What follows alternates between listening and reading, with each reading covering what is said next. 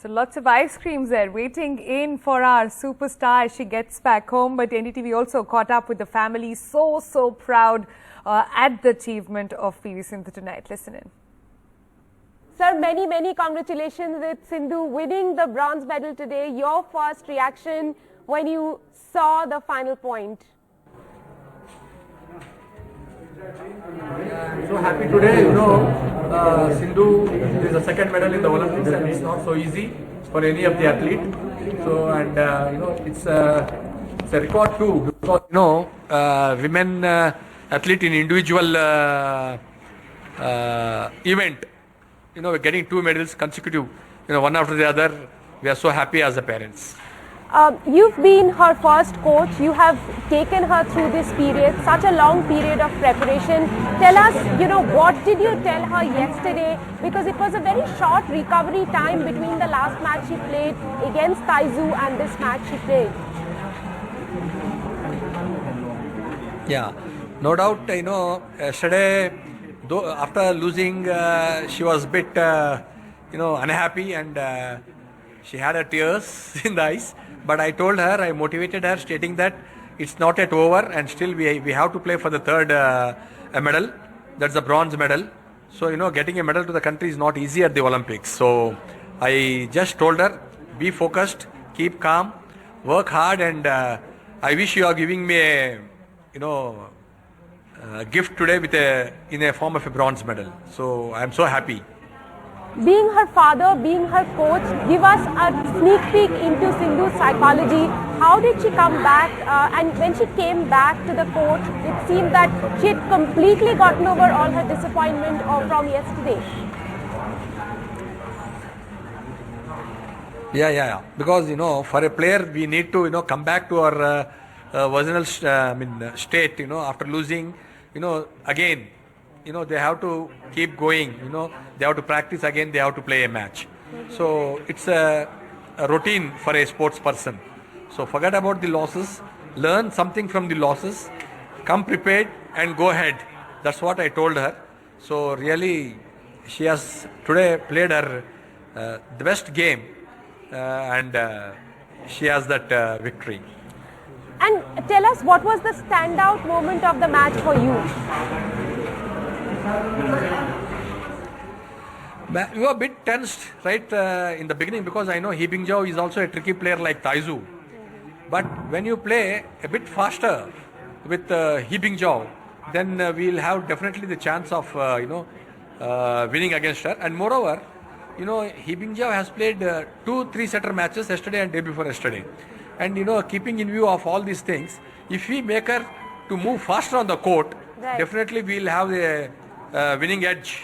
That's what I have told her, and she has maintained the pace and she got success. Mr. Ramanna, he had a better head-to-head record against Sindhu. Did that matter during this match, or did both of the girls go out with a clean slate no, ma'am. to get the bronze medal? No, it doesn't matter at all. The head-to-head record will not be any issue here in the tournaments, because the day whoever plays, whoever gives their best, they will be the winner. And if you take Taizu in that point of view, even before playing World Championship or before playing last Olympics, Taizu has a better edge on Sindhu, but she has won on both the occasions. And yesterday it was not Sindhu's day, so she could not fare well yesterday. But today she has really given her best, and she could get this medal for the country. Also, what stood out for me in the match was how Sindhu was able to get the better of her Chinese opponent in the net, because in the beginning the net play was very close and it seemed that He Bingjiao was getting the better of Sindhu, but later Sindhu dominated her opponent even in the net play. Net play in the sense, see, once you retrieve the shuttles, the net shuttles, if you retrieve, and definitely, the opponent also gets fed up, and that was what Sindhu has kept the shuttle in rallies, and she was waiting for an opportunity, and that made a little bit of, just troubling He Bingzhou and losing her patience. Do you think that today He Bingzhou was completely outsmarted, or she gave the match to Sindhu because of the intensity that Sindhu showed on the court? No, that's what she could, as like Taizu did not give any chance to Sindhu. So today Sindhu hasn't given any chance to He Bingzhou, because He Bingzhou is also equally good like Taizu, which is a deceptive game she has. So, and the strategy what yesterday Taizu maintained was not to lift the shuttle too high for Sindhu, because she is good in smashes. So this girl has given some opportunities for Sindhu, because she was bit tired on court. Right. And she has to lift high to come back to her original position after retrieving the shuttle. So once that height is getting for Sindhu, then because of his height and power, she has totally utilized it and got the points. I'll ask you two quick questions before I let you go. One is, she has been maintaining this intensity, Sindhu, before Rio, now Rio to Tokyo, Tokyo to Paris. It's going to be a very long haul. How do you keep Sindhu motivated over this period, over 3 Olympic Games now? No, see ma'am, it's for a player, they enjoy playing on the court. So it is not the matter of age, or it is not, because we need to keep ourselves fit, ensure that keep going daily, work out, enjoy the game and come back. And I am confident, very much confident, age is not a factor, so I am confident that she will also play the next Olympics, Paris Olympics also. Before that, we need to focus on so many things, especially keeping our ranking, the qualification ranking within our reach. Right. So we have to be in best top 10 in the world. So playing some tournaments, all these things we have to prepare. Take one by one tournament each, and and I'm happy that coach has also given her all the tips, all the pain he has taken, and today we are so happy that we have got a bronze. One final question. PM Modi had said Thank before you, the ma'am. team. PM Modi had said before the team departed that he wanted to have an ice cream with PV Sindhu. When is that moment happening? So, बस अभी तो देश पूरा खुश है. Then Modi ji also will be, I think, might have watched Sindhu playing. So definitely, as he was encouraging all the sports persons, I think definitely Modi ji will invite her to have an ice cream with her. Right, and very, very best of luck. All the best to you, sir, and all Thank the you. best to Sindhu. Enjoy this moment. Thank you so much. How tough was it for her to get ready to play this bronze medal playoff? It must have been tough mentally. Yeah, she was a bit disappointed after her match yesterday, but when she called us, my dad spoke to her and he told her some mistakes of hers which she corrected very well in today's match.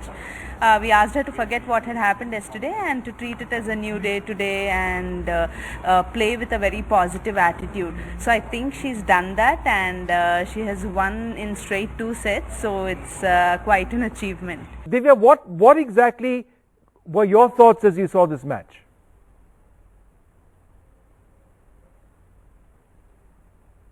Yeah, it was a difficult match, but I think she had this 2 to 3 points lead at every stage, and that kind of helped her to be very positive, and that's how I think she kind of won it very easily in straight 2 sets. Preventing her opponent from playing to her strengths. In other words, the strategy that won her the match today. Yes, definitely.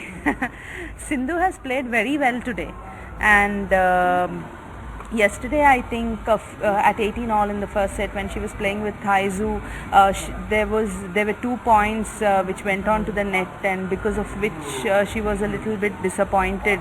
But I think today she played extremely very well, and this kind of helped her win the match. On to some politics now, and let's start with the northeast. The boundary dispute with the Assam will be resolved amicably through dialogue. That's what Mizoram Chief Minister said today after a telephonic discussion with Home Minister Amit Shah and the Assam Chief Minister Himanta Biswa Sarma. He has appealed to the people of Mizoram to prevent any possible escalation of the situation, also saying the centre has told both the states that their officers and forces will not be allowed to carry arms while visiting the conflict zone, which is now manned by the central forces. The central government has also asked both the states to restore movement of emergency and essential supplies as part of a de-escalation plan.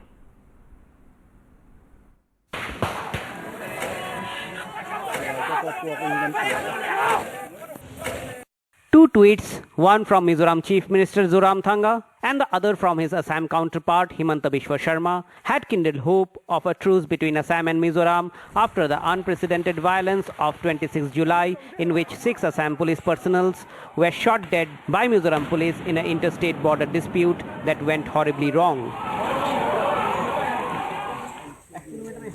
Now, to ensure there is peace, the Mizoram police will drop the name of the Assam Chief Minister from an investigation that they were conducting. The boundary dispute with Assam will now be resolved through dialogue. Mizoram Chief Minister Zoramthanga tweeted, after the Home Minister Amit Shah intervened and had a phone conversation with both the Chief Ministers. It is about 6 lives, and their parents will definitely ask for a closure. Assam government is ready to talk. It is always better if not Assam police, not Mizoram police. Case is investigated by some third party. But since both the states have pushed out towards peace and harmony, I do hope that Assam will also lift their road blockade. Both Assam and Mizoram had booked and summoned each other's officials. And sources tell us the investigation into both the cases would continue. However, Mizoram has decided to drop the name of the Assam Chief Minister from its FIR. But it is unclear whether Assam is also going to drop the name of the Rajya Sabha MP of Mizoram from its investigation. But what is clear, that centre wants both the states to de-escalate tensions. The centre had told both states their forces will not be allowed to carry arms while visiting the conflict zone, which is now manned by central forces. Assam has been asked not to allow any rail or road economic blockade. So the central government convening a meeting of the chief ministers of both the states to facilitate dialogue at the political level. The centre will now demarcate the boundaries of the northeastern states through satellite imaging to settle the interstate border disputes. With inputs from Dali Fanai in Aizawl, in Guwahati, Ratndeep Chaudhary for NDTV. Story has come in from Supreme Court now, where 2-judge bench of the Supreme Court on Thursday now will hear a clutch of petitions seeking a special investigation into the Pegasus scandal, involving allegations that the opposition politicians, journalists and others were targets of the Israeli spyware. Chief Justice Ramana and Justice Suryakant are members of that bench, and senior journalists Ram, Sashi Kumar, CPM MP, John Britas and Advocate M.L. Sharma all had filed petitions to the top court to direct the government to disclose whether it has obtained a license for the spyware or used it directly or indirectly to conduct any such surveillance of any kind. Remember, this is the core issue on which Parliament has not been able to function this monsoon session. All right, and as we bring you the story, also to point out that the NSO group, which owns Pegasus, admits that this spyware and is used to hack phones by it says it does business only with governments and government agencies. Israeli company says it does not corroborate the list of potential targets reported by media companies around the world, and the Indian government has said there is no substance to the reports of Pegasus being used by it against opposition leaders, journalists and others. And NDTV cannot independently verify the authenticity of the list of those who were supposedly targeted. Union Minister Amit Shah today laid the foundation stone of a forensic science institute in Lucknow. And speaking at the foundation laying ceremony, he said that this is going to be a first of its kind institution and would pave the way for research. But there was a political messaging in that speech as well. He also praised the law and order situation in the state and said women feel safe in Uttar Pradesh. महिलाएं अपने आप को असुरक्षित महसूस करती हो, चाहे भूमाफिया गरीबों की और सरकार की भूमि को अवैध रूप से अपने कब्जे में लेते हो, चाहे दिन दहाड़े गोलियां चलती हो, चाहे दंगों से ग्रस्त उत्तर प्रदेश। 2017 में भारतीय जनता पार्टी ने एक वादा किया था कि हम उत्तर प्रदेश को कानून और व्यवस्था की दृष्टि से ठीक बनाएंगे, उत्तर प्रदेश को विकसित प्रदेश बनाएंगे। मैं गर्व के साथ कह सकता हूं कि योगी आदित्यनाथ और उनकी टीम ने उत्तर प्रदेश के कानून और व्यवस्था को देश में सबसे आगे ले जाने का काम किया।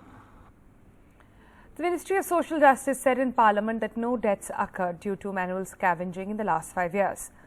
But kin of those who died called this a big joke and raised questions over government's claims. Aman Badal's family lives on the roof of a public toilet in Meera Bhayandar on the outskirts of Mumbai. On May 10, 2019, 21-year-old Aman went to Thane to clean a sewer. But he died because of the chemicals and toxic gas, leaving behind a 2-year-old son. The government announced a compensation of 10 lakh rupees and a job for a family member. But even after 2 years, the situation is the same and his entire family work as manual scavengers. ठेकेदार का गलती था जो लेके गया, चलो उसने safety नहीं दी बराबर उसको। आपको भी देखो पता ही है कैसा चल रही है घर, तो कैसा काम कर रहे हैं हम। मैं काम पे जाती हूँ, झाड़ू का काम करती हूँ। सोचते हैं क्या नहीं काम पर जाता तो क्यों होता ऐसा, उधर नहीं जाता तो इतना लंबा, ये सोचते हैं हम लोग। लड़का तो नहीं आएगा मेरा वापस फिर अभी, और जो देगा सरकार और लेगा। Sonu Powal's 19-year-old brother Amit Powal also died with Aman in that sewer. They too have got nothing except empty promises. Actually हमारे साथ ये मजाक ही हो रहा है कि वो 2 साल हो गया, अभी सरकार ने कोई कदम नहीं उठाया। हमारे खिलाफ बुलाते हैं, उधर डॉक्यूमेंट जमा करवाते हैं, वैसे ही कभी बुलाते हैं कभी नहीं बुलाते, ऐसे भी रखते हैं। सरकार ने कुछ किया ही नहीं। मुआवजे के लिए बोल रहे थे, मुआवजा भी नहीं दिया। When asked about number of people engaged in manual scavenging who have died in the last 5 years, the Union Ministry of Social Justice replied in Parliament, no such details have been reported due to manual scavenging. In Thane district alone, many families are waiting for compensation. General Secretary of Shramik Janta Sangh, Jagdish Khairalia, says in last 3 years, 14 people died due to manual scavenging and government even announced a compensation. But no one has got anything yet. 14 लोग थाना जिले में जो मरे, उनकी list अगर आप पढ़ेंगे तो आपको पता चलेगा कि उनके लिए कुछ लोगों को 10 लाख का मुआवजा भी दिया गया है। कैसे फिर लोकसभा में ये कह रहे हैं कि लोग कोई मरा ही नहीं है। मुंबई महाराष्ट्र में तो फडणवीस जी मुख्यमंत्री होते समय नागपुर में 3-4 बार ये घटनाएं हुई हैं, मुंबई में हुई है। Aman's entire family is staying at the top floor of this public toilet at Bhayandar. 2 years ago, when the incident happened, several promises were made by the government. While nothing of them has been fulfilled, now the government is not even ready to accept that there has been deaths like this happening for the last 5 years across the country. In Mumbai with camera person Sanjay Mandal, Sohit Mishra, NDTV.